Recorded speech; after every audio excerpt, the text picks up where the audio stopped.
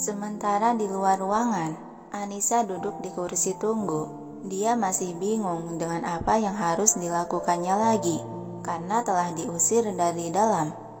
Anak songong, sudah ditolongi tapi tak tahu berterima kasih malah mengusirku.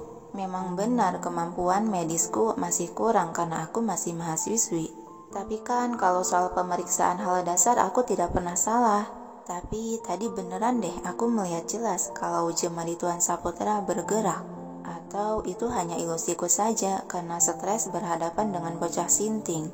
Suara langkah kaki dari lorong yang terdengar berlari tergesa semakin dekat ke arah Anissa.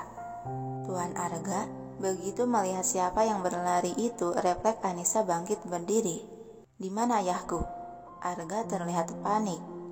Tuan besar ada di dalam, tergagap Anissa sambil melirik pintu kembar di mana Saputra berada. Secara tergesa Arga langsung mendorong pintu ruangan dan masuk ke dalamnya meninggalkan Anissa dengan sekretaris Tang. Anda tidak ikut beliau ke dalam? Heran Anissa menatap pria berjas rapih itu. Namun sekretaris Tang tak menjawab, dia malah ikut duduk di samping kiri Anissa. Ngapain sih ini orang di mari? Mana duduknya deket banget lagi. Batin Anissa merasa canggung dan gelisah. Nona Anissa? Oh iya, saya dengar Tuan besar begini akibat perbuatan Anda dan Tuan muda Egi. Hal apa yang telah kalian lakukan? Anissa menghela napas panjang dan mengalihkan pandangan ke arah lain. Saya ini korban tahu. Saya tidak punya niatan jahat sehingga membuat Tuan Saputra sampai seperti ini. Tidak punya niatan jahat? Kalau kau tidak menarikku tidak akan terjadi hal seperti ini sekarang. Egi yang sudah berdiri di ambang pintu menyahuti. Sontak Anissa menoleh pada pria remaja yang sudah mengambil duduk di kursi sebelah kanan yang kosong, sehingga tampak Anissa di tengah-tengah kedua pria itu duduk berdampingan. Kau ini ya, itu kejadian yang tidak disengaja. Lagian siapa juga yang mau berdekatan dan jatuh seperti itu denganmu, bocah sinting? Sanggah Anissa tak terima. Egi tersenyum miring dan mendengus, macan betina yang mesum. Mendengar kata tersebut membuat Anissa teringat lagi saat kejadian di mana dirinya terjatuh dan bersentuhan intim, sehingga menciptakan wajahnya merah padam. Tidak, kau yang mesum, bahkan menyentuh. Lupakan. Kau kan yang menarik dasiku agar bersentuhan denganku. Tapi kalau kau tidak terus melangkah memojokkanku, aku tidak akan terjatuh, sinting. Sela Anissa dengan nada cukup tinggi. Kau, benar-benar apa, Tantang Anissa. Tuan muda Egi. Diam kau, serempak Anissa dan Egi pada sekretaris Tang yang niat hati ingin melerai keributan tersebut. Dan kembalilah kedua remaja itu saling cekcok argumen tak mau kalah. Sementara sekretaris Tang hanya bisa mendesah pasrah menutup telinga. Tuan muda Egi dan Nona muda Anissa, panggil Alex sang asisten Saputra. Seketika perdebatan Anissa dan Egi terhenti lalu menoleh ke arah suara. Bagaimana keadaan ayah? Bagaimana keadaan Tuan Saputra? Tanya kedua orang tersebut secara bersamaan, membuat keduanya kembali saling melirik sinis lalu membuang muka. Alex yang melihat itu mengangkat sebelah alis heran, lalu melirik sekretaris Tang yang mendapati gelengan tipis.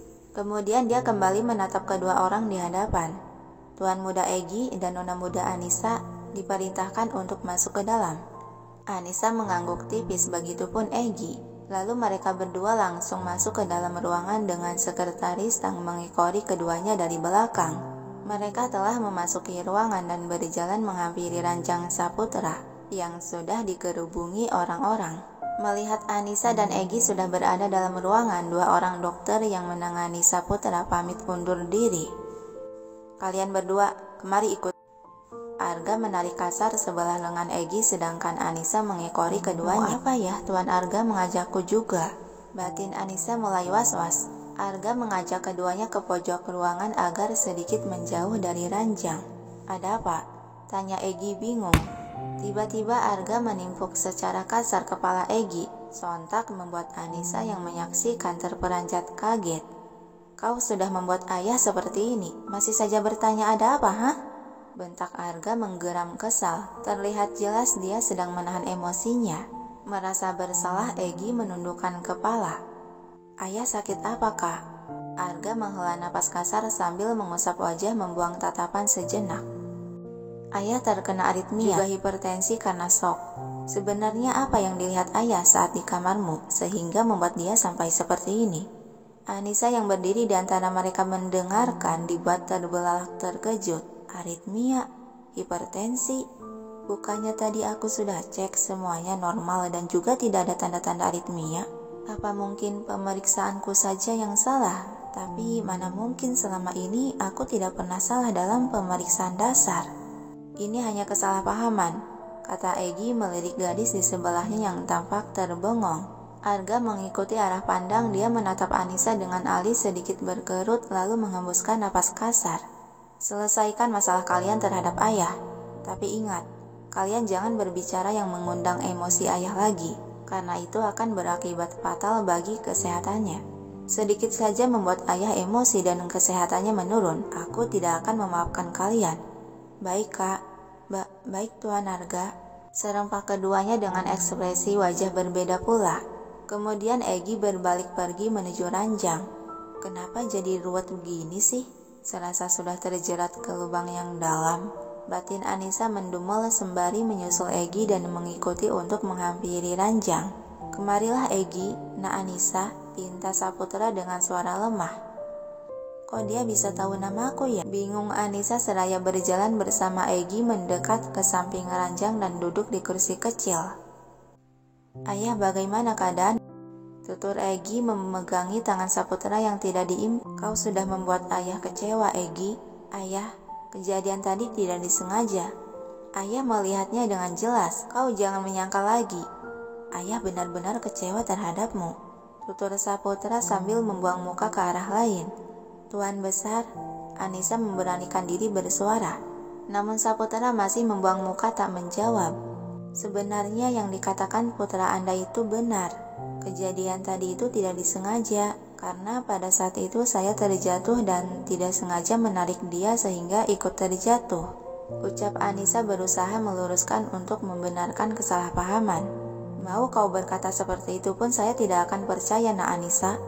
Bagaimana mungkin saya akan percaya sedang kalian sepasang anak muda berdua di dalam kamar dalam posisi seperti itu? Bukankah hal ini sudah menjadi bukti kalau kalian pasti selalu berduaan di dalam kamar? Tidak, Tuan Besar, saya saja baru mengenal anak Anda hari ini. Benar yang dikatakan dia, Ayah. Tolong percayalah, kami sungguh tidak melakukan apapun. Kau, Saputra menoleh dan menatap tajam ke arah anaknya. Sudah menodai anak gadis orang kau bilang tidak melakukan apapun. Kau sungguh anak nakal tak tahu diri. Ayah, diam. Jangan bicara lagi padaku. Sentak ayah Saputra yang sontak membuat kedua remaja itu terhenyak dan seketika terdiam.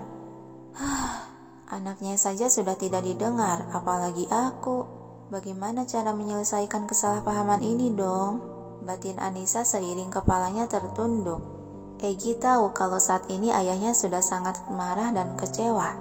Dia hanya bisa menghela napas panjang lalu mencium punggung tangan Saputra. Maafkan aku sudah membuat ayah kecewa. Baiklah, aku akan melakukan apapun asal ayah mau memaafkan dan meredakan kemarahan terhadapku. Jadi, katakanlah ayah, apa yang harus aku lakukan agar ayah memaafkan Egy? Sebersit senyuman tipis tak terlihat di sudut bibir Saputra. Benar kau akan melakukan apapun yang ayah pinta? Egy menganggukkan kepala. Iya ayah, apapun itu. Baiklah, kalau begitu ayah minta kalian berdua hari ini juga menikah. Ucapan tersebut seketika membuat kedua remaja itu terbelalak melotot terkejut. Menikah? Serempak Anissa dan Egy, yang dibalas manggutan mantap dari Saputra. Kenapa harus menikah, ayah? Iya benar, Tuan. Bagaimana bisa saya menikah dengannya, yang bahkan usia saya saja lebih tua dari anak Anda? Bisakah ayah meminta hal lain? Ucap Egy memohon, namun Saputra dengan tegasnya menggelengkan kepala. Ayah tetap meminta kau menikahi dia, karena kesalahanmu itu sangat fatal dan dilarang oleh agama. Berduaan di dalam kamar dan bahkan bermesraan seperti tadi. Ayah tidak mau rumah ini kau kotori dengan kelakuan yang tidak bermoral. Oh Tuhan, kenapa situasinya jadi begini? Gumam Anissa dalam hati dibuat panik dan gelisah serasa ingin menangis. Bagaimana aku menjelaskannya pada papa? Saya akan menjelaskan pada ayahmu, Saputra menyahuti gumaman kegelisahan Anissa. Pegangan Egi di tangan Saputra semakin erat. Ayah, tolong pikirkanlah lagi. Anissa mengangguk-angguk mengiyakan setuju. Benar Tuan Besar, tolong pikirkanlah kembali. Kami masih muda dan masih belum siap menikah. Tiba-tiba Saputra menampar wajah Egi cukup keras, membuat suasana seketika menjadi hening dan sunyi. Kau mau lari dari tanggung jawab, hah?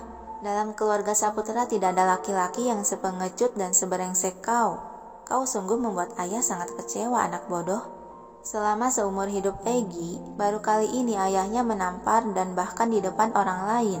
Dia diam dalam 1000 bahasa seiring pandangannya menunduk pasrah. Sedangkan Anissa, Arga, dan yang lainnya yang menyaksikan adegan itu hanya bisa terdiam dan membeku di tempat. Hembusan napas panjang nan berat dari bibir Egi yang bergetar menahan perasaan yang campur aduk berkecamuk dalam dada. Dengan tangan tergenggam kuat, dia mengeluarkan suara walaupun hati sangat berat. Baiklah, aku akan menikahi dia. Hah? Kedua mata Anissa terbelalak tak bisa berkata-kata lagi saking syoknya. Apa dia sudah gila? Dia menyetujuinya? Woi, sadarlah, kenal juga kagak bagaimana bisa aku menikah dengan bocah songong ini. Batin dia berteriak tak mampu mengeluarkan kata yang tertahan di tenggorokan. Baguslah, kalau begitu pernikahanmu dengan Anissa akan dilaksanakan malam ini juga. Hah? Lagi-lagi Anissa dibuat terkejut sampai kedua mata dia seakan keluar. Nanti malam. Sedang Egi yang sudah pasrah dengan keadaan hanya bisa terdiam membisu. Saputra mengangguk mengiyakan. Iya, nanti malam sehabis Isya. Biar keluarga kami yang akan mempersiapkan semuanya. Kau hanya perlu menuruti saja. Tuan, bagaimana dengan Papa? Papa setuju dengan Tuan Saputra. Suara yang amat Anissa kenal berasal dari arah belakang, membuat gadis itu tersentak dan menengok dengan gerakan kaku bagai robot. Pak Reno berjalan menghampiri ke arah anak gadisnya. An, Papa sudah dengar semuanya dari sekretaris Alex. Dia mendesah pelan sebelum melanjutkan bicara. Kenapa kamu menyembunyikan hal seperti ini dari Papa? Alis Anissa mengernyit bingung. Menyembunyikan? Pak Reno yang sudah berdiri di antara mereka, dia melirik tak terbaca ke arah Anissa. Hubunganmu dengan Tuan Muda Egi. Dan bahkan hari ini kalian sampai kepergok berduaan di dalam kamar. Papa sungguh tak menyangka kamu bisa melakukan hal ini, An. Kemudian dia menatap Saputra.